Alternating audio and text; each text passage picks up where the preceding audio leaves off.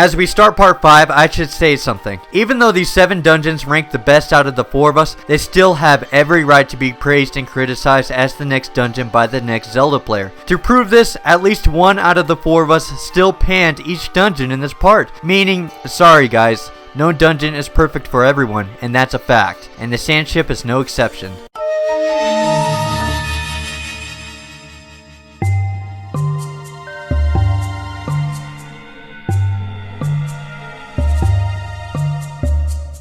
The Sand Ship is a dungeon a bit different from the other ones in Skyward Sword. While the others took place in vast temples, caves, or underground mining facilities, the Sand Ship takes place on, well, a ship. It was pretty small, but it somehow managed to incorporate a ton of content without excessive backtracking. Sniping the bokoblins at the top of the ship was among the most fun I've ever had in the entire game. The bow, used really well in Tower of the Gods, was used even better here. As I said, sniping the bokoblins. The mini-boss though, holy cow. Really glad they brought him back in the Skykeep. Deviating from the traditional formula works so well here. I was speaking to Jitten about this dungeon the other day, and he mentioned how much he liked the way the timeshift zones were used here, and I've got to say I couldn't agree more. In my opinion, as great as the mining facility was, it couldn't hold a candle to the sand ship. There are some standard things that make a dungeon good, and this has all of them. This dungeon's theme is really fitting, on both the deck and on the inside. The idea was original. If I enjoy something, I rank it higher, and I really enjoyed the sand ship. This is one of those dungeons where I really wanted to like it, and I tried to factor in what everyone else was saying about it positively. In fact, when I was meeting here with Joe, I was watching footage and I was trying to pin down why I don't like it, and it dropped to my number 25 spot before this countdown began. But I eventually have to face the truth and say that I really can't get into the environment like everyone else can. I tried to, I really did, but I have to face when my natural tastes in the environment don't work for me exactly like the Forbidden Woods, and I have to say, I'm sorry, but it isn't for me. Yes, it's ironic. I should love it because of the time stones like I mentioned in the Lanayru mining facility, but regardless of that, it comes back to the location for being first priority that I can't quite accept this place. Now the blame comes back to the location. What's wrong with it? My enthusiasm dies when I get here. The music isn't for me. The cramped indoor areas makes it feel more like a museum visiting area, especially with the 2 time periods, and I can't quite get it into my head to take this dungeon seriously. It's too mellow in the environment with the lack of enemies and the still uninteresting wooden walls to this place compared to the more spontaneous moving natural environments like other dungeons, just like with the Earth Temple with its lava, just makes me miss those natural environments immediately when I step in here. As I said earlier, I seriously did try to understand the appeal that everyone was throwing this way with the puzzles, the time stones, and the layout, and I wanted to understand with what everyone was praising it for, but I can't. And after an hour sitting here looking at this dungeon, I have to accept defeat that this place simply isn't for me. Sorry guys, I can't get into it like a lot of other Zelda players can. Part 4 housed 3 of our number 1s, Stone Tower Temple for me, Lakebed Temple for Jason, and Twilight Princess's Forest Temple for Warren. Jason is the lucky one here. His favourite dungeon and the most popular in Skyward Sword managed to crack the top 6, and yet, Jason didn't like it at all. Let's find out why.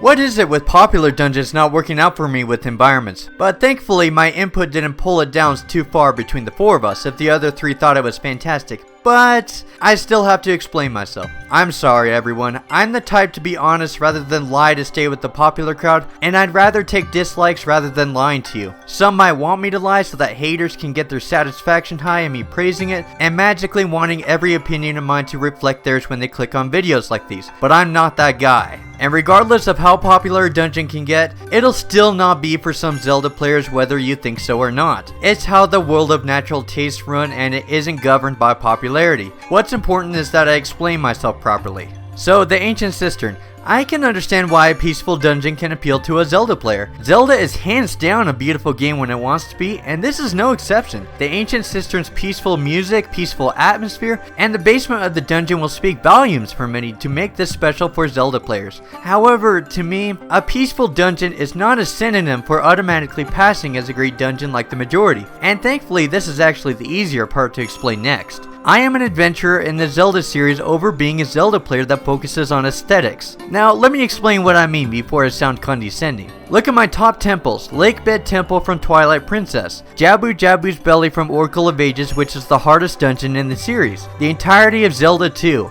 I love really hard dungeons in games because they challenge you and push you, and that's what I enjoy from my video games when it comes to adventuring in video games. Now you're thinking, what about the easy dungeons I praise for aesthetics, like the Goron Mines and the Earth Temple from the Wind Waker? Well, that's because they are adventurous. They're threatening. They have an awesome gimmick with their items, fantastic riveting music to complement their dark and engaging atmosphere the Zelda series is known for with their dark worlds. If it feels like there's something consistently out there in every Zelda game and dungeon to try and get me and threaten me in my environment, then I'm perfectly content in calling it an adventure, and it doesn't have to be a hard dungeon to enjoy it. The Ancient Cistern, in my opinion, is the dungeon where I felt they sacrificed everything dark and adventurous about it and what I like about in every Zelda game and dungeon, and overblew it way out of proportion with its aesthetics. Remember that I'm a Zelda player who likes adventure first and aesthetics second. The place is overblown on its looks. It's overblowing it with the music.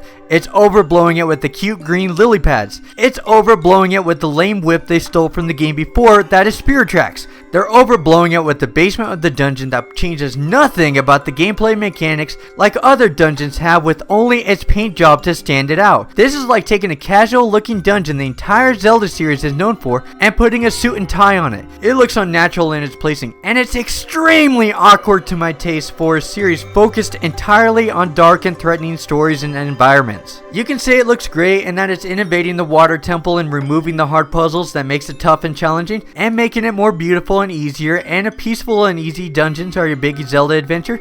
That's fantastic, and I have no problems with that, and I really do mean that and respect your opinion. But this is a gimmick that I can never get behind, in saying that looking at things is my big adventure in a Zelda game if that's the only thing it's trying to go for and making it good. Especially if it takes it to these, outstandingly interesting measures. And that's my honest opinion. It's popular, which means a lot of Zelda players will enjoy it, but just like Ocarina of Time, it's not invincible to criticism. Not ever. The Ancient Cistern's looks may not have grown on Jason, but they sure did on me. I think this place is beautiful. Now, I hate art galleries as much as the next guy, but the Ancient Cistern's art style really did it for me.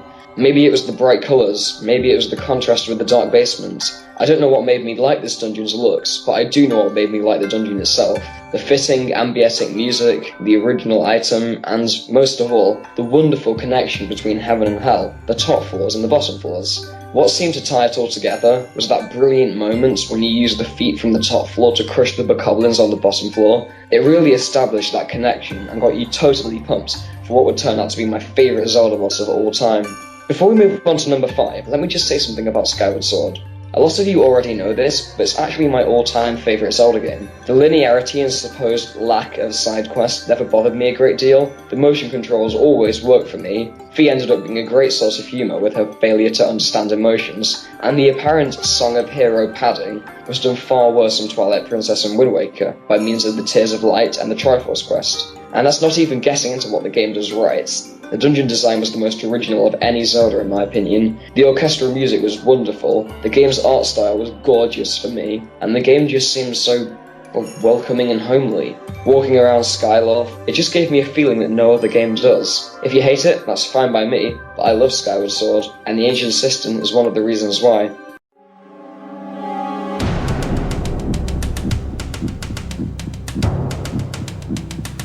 It's time. It's time to introduce what was my favorite temple in the Zelda series of all time, that translated to being the one that aged the absolute worst for me out of the series over time, and slowly dropped to being dead last on my list from Ocarina of Time today. It's the Forest Temple from Ocarina of Time.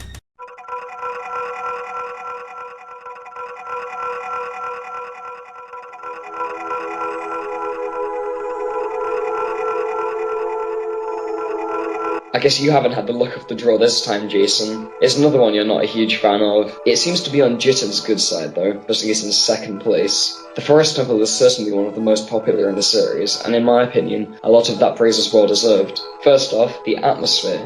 It rivaled Hyrule Castle from Twilight Princess for me. Part of it was the feeling of turning into an adult and thinking, this just got real. Part of it was the eerie music, part of it was the huge size. This really was a huge step forward from the child dungeons, and what I think a lot of us had really wanted. I mean, you'd think that you'd get the spiritual stones and save the world and that Ganondorf wouldn't take over, but that's not how the game works. You do go to sleep for 7 years. Ganondorf does take over Hyrule. You wander over to the market and find it destroyed and infested with redeads. Worst of all, even your home, Kokiri Forest, is full of monsters. So you realise this isn't just a game. That feeling of knowing you simply have to stop Ganondorf is really a part of what made this place so good for me. But it wasn't just that. The item, the bow, while now a staple item in the series, hadn't been seen in 3D before, and it was a great piece of equipment at the time. That is, if you're using the original N64 controller. Virtual console people will know what I mean. The bow minigame in the market is close to impossible, let me tell you. Control problems aside, this dungeon does so many things right. The twisted corridor, spooky and disorientating. The Wallmasters, well, I always manage to avoid them myself. I've heard more than a few stories of traumatized kids playing this game and coming across them for the first time. While Jason found the background theme annoying, I thought it was great. It fits the dungeon as well as anything else could have, in my opinion. Myself and Jason both agree this place has a really good difficulty, although hard for me on my first playthrough, trust me. While my opinions of this place is constantly changing, at least I'll always know that the Forest Temple is a place I'll never forget, and Ocarina of Time wouldn't have been the same without it. Forest Temple to me in Ocarina of Time.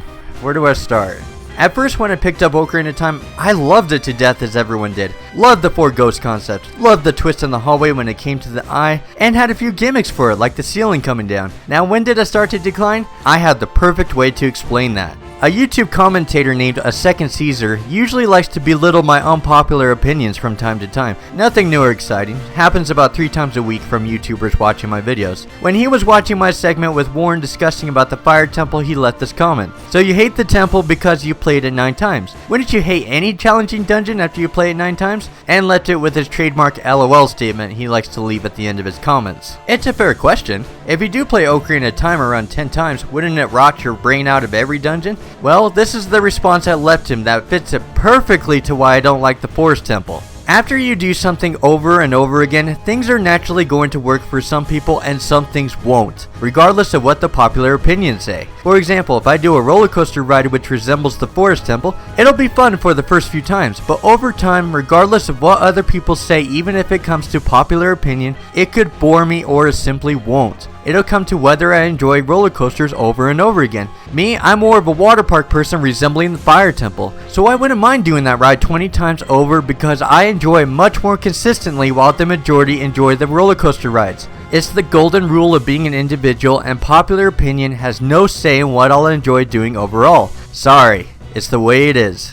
With the Forest Temple, the puzzles are impressive, and definitely the thing that stands it out from other Zelda dungeons for the first couple of times. After you play Ocarina of Time more than that, then you'll start shifting your attention to other things, like how does the environment look this time to you, or things like how has the music been aging. This is where popularity or other people can't budge you in what comes next. Things are naturally going to age better for you with your natural taste for you, and there are things that are going to age badly for you. That is absolutely inevitable. Think about it. After playing the game 10 times, can you really convince me to what dungeons and music I should like and don't like?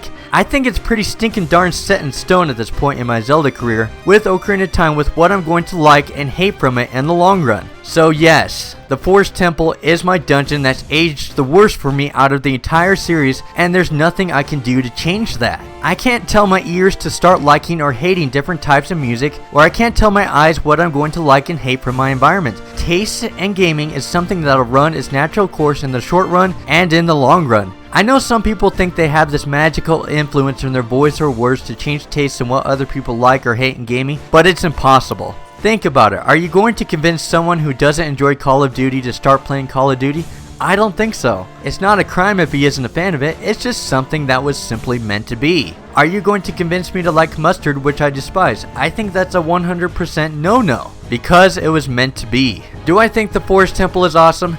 Yes I do. And I completely agree that it's a fantastic dungeon that should be praised and I absolutely understand where everyone is coming from in the puzzles and the environment, and I respect that, and I really do. But when the nostalgia glasses break, you're left to resorting to what works for you in the long run out of nostalgia, which was what I used in the first place to hold this place up as my favorite dungeon. So if I find myself wanting to play any other dungeon other than this one, including the child dungeons, it's safe to say the music, the environment, and the puzzles haven't aged well for me at all. Just as much as your worst dungeon hasn't been aging for you and wasn't meant to be for your taste, the Forest Temple has been doing it for me, so it's not really strange when you think about it. Since when has popularity ever dictated what is fact? This is an opinion-based list. Since when have we ever said it was a fact-based list? I'm sure plenty of people would disagree with the Great Bay being at number 35. I disagreed with Lord Jabby Jabby's Belly being at number 33. Some could disagree with Snowhead being at number 26. I disagreed with Forbidden Woods being at number 8 from my experiences. This entire list is scrambled all over the place with agreements and disagreements from Zelda players. So I'm simply pulling a disagreement like all of us have been doing the entire time with agreeing and disagreeing. So when has this ever been out of place? I'm simply doing what all of us have been doing the entire time.